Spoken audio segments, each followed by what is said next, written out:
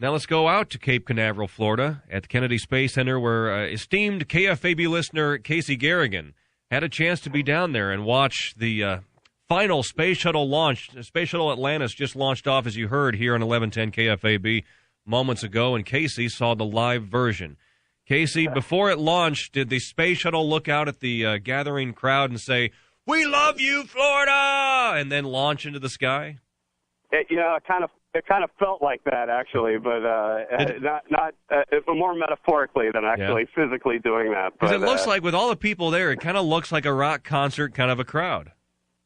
Yeah, it really was. The crowd down here, they said this is the largest. Well, first of all, I was fortunate enough to win a contest through NASA Tweetup, and what that is it's through Twitter and NASA, and they allowed for people to submit an application or just put their name in for a drawing, and I was selected to be one of 150 Twitter users that follow NASA to come down and be in the media center. So I'm actually standing right now leaning up against the big countdown clock that you've been watching on TV for the last few hours, or whoever was watching it. Yeah, we had that on here. I would have seen you on there.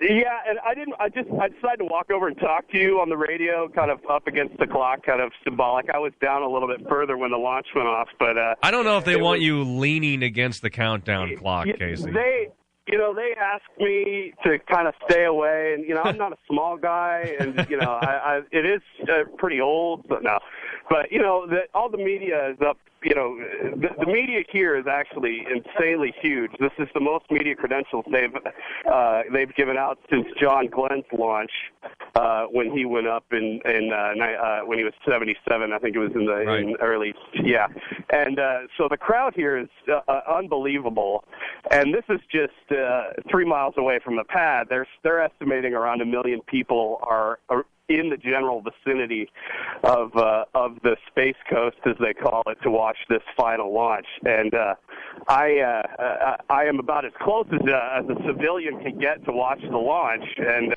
which means to go back to Orlando, I have about 8 hours worth of traffic to sit into. But I think I'm going to mill around here Casey, for a while. Are you still by the countdown clock?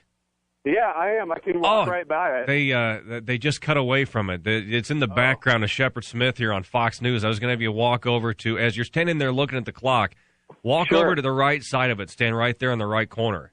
So when they come back to Shepard, or I'm going to see you there on TV. Yeah, that's where I am. I'm actually right on the left side of it. I can walk. No, go to the other side of it. Yeah, there. I don't know if you can see me. There I am dancing in front of it. Well, hang on. They're gonna come back to Shepard, and you just stand there and keep talking. And when I tell you to wave, you start waving. Okay, I will. Now I'm on the right side of it. But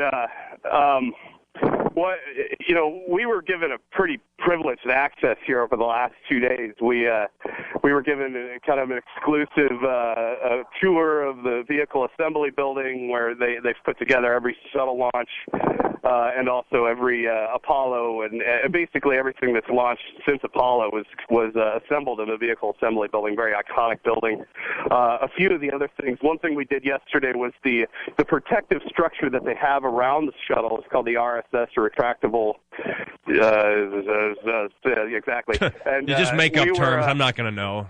Yeah, we were actually able to go out and be about 1,200 feet away from it, just off the fence line, and watch it retract, and there was Atlantis in all her glory, and that was a very privileged access and to be able to do that. And we've had speakers and NASA personnel come in, a lot of astronauts. We actually met with Bob Crippen this morning, who was the pilot of the first space shuttle, Columbia, at STS-1 back in April of 1981, and to see him and talk to him while they're putting the astronauts into the last launch of the space shuttle was quite an amazing sight. Boy, and, you are space shuttle geeking out right now, Casey. This is. I think I think this is cute. That's cool. I guess I am a space geek. So. Well, it's better to have someone who actually loves and respects this than someone who just entered a contest and then later said, "What did I win?" So I think that's cool. You got a chance to go down there. So last question here for you, Casey, and sure. You've been waiting to see something like this your entire life. What was it like to be there and be able to watch the space shuttle lift off in person? Well, to be perfectly honest, I initially couldn't really see it because I was wiping the tears from my eyes. This is a lifelong dream of mine, and I've never been able to get down here to see anything. And once she lifted on, I was in tears while they were having the last maybe minute and a half of the countdown. And once the plume came up and she started to lift off in the distance there, and it was so bright. It doesn't do it justice on TV. It's like looking at the sun, the fire trail that's coming off of the SRBs or the solid rocket boosters as it's going up. And then about 20 seconds later, the sound catches up with it. And it was a slow roar that just crescendoed into a concussion almost. And the cloud deck was fairly high, unlike the last launch, so we got to see her go up for a really long way. And about halfway up to the clouds, I realized, I've got my wife's really nice camera. I should probably start taking some pictures. But at that point, it was a little too late, and I said, well, forget it, and just enjoyed fulfilling a lifelong dream. Yeah, so. you got the image in your head. You can always get pictures of it. You can look online and get pictures. I just look at how many people have cameras and all around here. So, yeah, I'll eventually get somebody's good picture of it. But for now, I have those images in my mind for the rest of my life. Hey, Casey, are you wearing a white shirt and khaki pants? No. Oh, is there someone standing in front of you wearing a white shirt and khaki pants? Yeah, I see the guy. No, he's blocking the view. We saw the white shirt, khaki pants guy. I thought that was you. Yeah, no, I'm in a black shirt. Yeah, I was gonna say, are you wearing a black shirt? I thought I saw something black right behind him. Hey, we saw you on TV. Yeah. All right, Casey Garrigan, esteemed member of KFAB Nation, there live at Cape Canaveral for the final launch of the Space Shuttle Atlantis. Good talking with you, Casey, and go out there, enjoy the rest of your big Orlando, Cape Canaveral weekend. And we look forward to having you back among the KFAB Nation here in Omaha next week.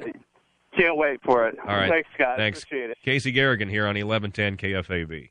Man, he was space shuttle geeking out. See, Lucy, that's why I told you a few minutes ago. Why do we spend all this money and do these shuttle launches and all this? Because it turns grown men, father of two like Casey, local professional, into like little 7-year-olds talking about G.I. Joes. Well, I think that's great to be passionate about something. I don't because it's cool. I don't have a problem with that. I just don't understand it. I mean, it's cool you're that not there's a guy. Well, I'm sure that there are some girls who find that pretty cool too. Scott Voorhees, mornings 9 to 11 on 1110 KFAB.